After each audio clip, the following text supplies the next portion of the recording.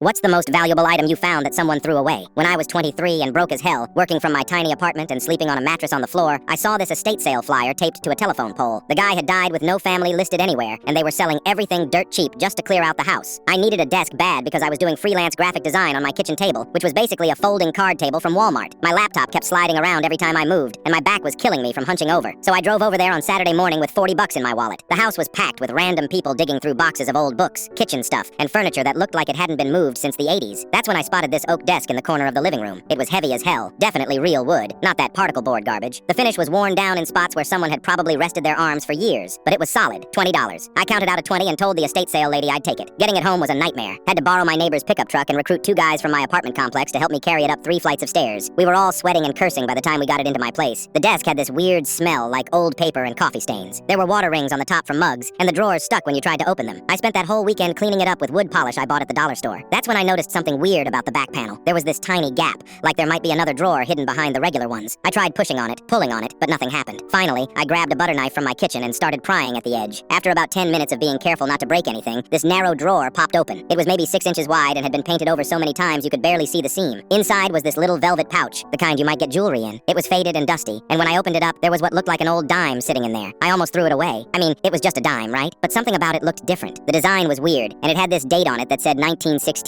I figured maybe it was worth like 50 cents or something to a coin collector, but I was curious, so I looked it up online. That's when I found out about mercury dimes, and specifically the 1916D ones. Apparently they only made a few 100,000 of them in Denver, and if you found one in good condition, it could be worth serious money. My hands were actually shaking when I read that some of them sold for $15,000 or more. I kept staring at this tiny coin, thinking there was no way something sitting in a $20 desk could be worth that much. I took it to this coin shop downtown the next week. The old guy behind the counter put on these special glasses and examined it under a magnifying light for like 20 minutes. He kept flipping it over and looking at the edges, muttering to himself. Finally, he looked up at me and said, "Where did you get this?" I told him about the estate sale and the hidden drawer, and he just nodded slowly. He said it was definitely real, definitely a 1916D, and in excellent condition because it had been protected in that pouch all these years. He offered me $12,000 for it on the spot, $12,000. I was making maybe 25 grand a year at my freelance job, so this was like finding half a year's salary in a desk drawer. Before I sold it, I got curious about the guy who owned the house. I went back to the estate sale organizer and asked about him. Turns out, he'd been this quiet old man who collected coins his whole life, but when he got sick a few years back, he had to sell most of his collection to pay for medical treatments. This dime must have been one he forgot about, hidden away in that secret drawer. Maybe he put it there years ago and just never remembered where he'd stashed it. The estate sale lady said he lived alone and never had visitors toward the end. I ended up selling the coin for $13,500. First thing I did was pay off my student loans completely. Just like that, I went from owing 18 grand to being debt-free for the first time since college. But then I kept thinking about this old man who died alone, whose coin collection had kept him going through his medical bills. So I took $1,000 and donated it to the hospice where he'd spent his last few weeks. When I told the estate sale organizer what I'd done, she actually started crying. She said she'd been helping with his care near the end.